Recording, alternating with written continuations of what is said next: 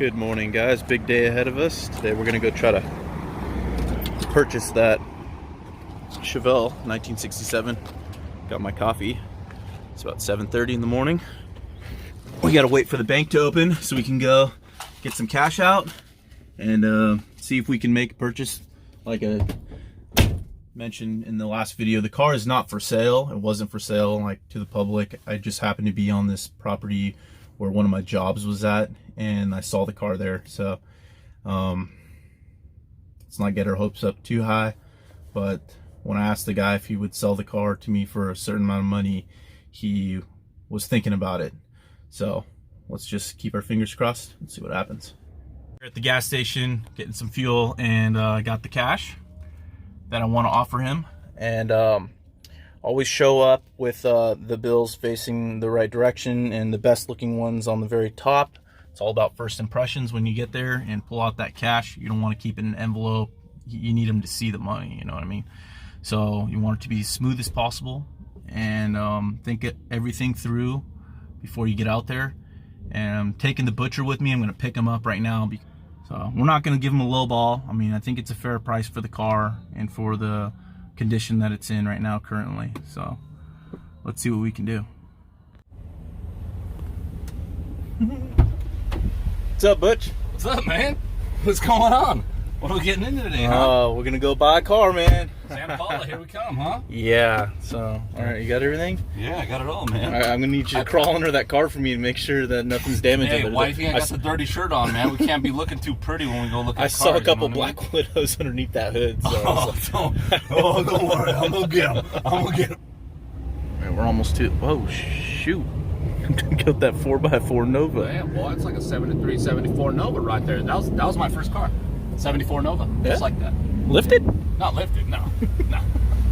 45s? More like 15s.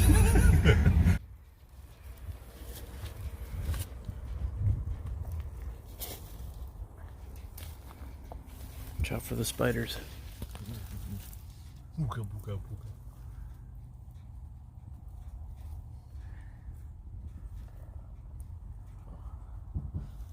I ain't seeing the plates on it. License plates, me? There is no license plate on that. There's inside. There's a registration thing though. Oh, is there? Yeah. Okay, so we gotta go find George, who is the owner. Hopefully he's here.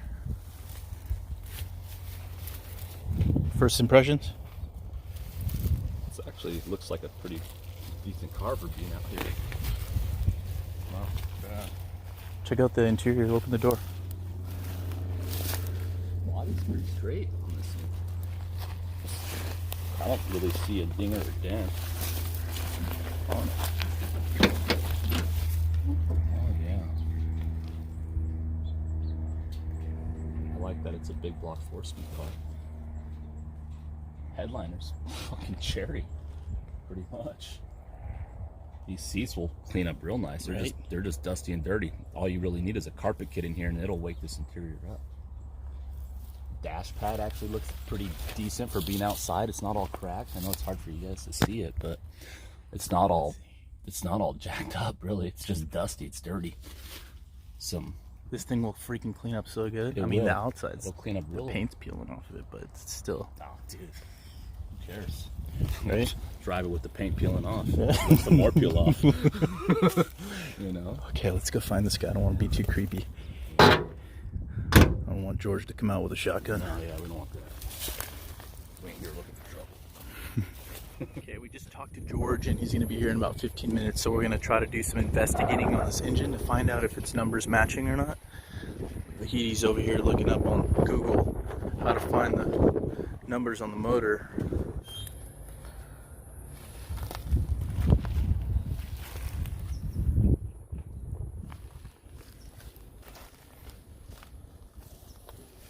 I saw the tag. I got a photo of that. So, but yeah, I just don't know if the motor. It would be right here, right? Numbers. Oh yeah, right here. Look at. So, here. Can you get a picture of it, or can you make a Yeah. Here, let's get a photo of that. Calling Dawn.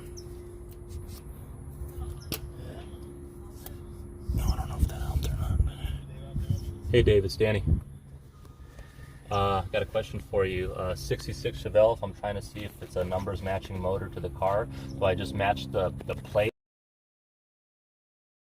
I said, hey, look, I'm serious about buying this car from you. It's just sitting right there, and I said I can offer you this much money for it, and he's just like, man, that's like super tempting. He's like, and then he keeps looking at the car, and then I showed him the money.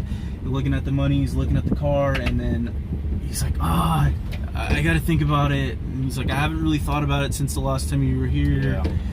And he's like, it was a close friend. It was a friend of mine's car. Last time he said it was his aunt's car, though. Yeah. So I don't know exactly. I didn't really want to like get into it too much, like personally. So I just said, like, the rats are starting to get to it. I could see rat poop in the carpet. Yeah. And if it sits any longer, they're just going to start eating it up to where it's just not going to be like repairable. It's all going to have to get redone. And then if they don't tear it up, the weather will.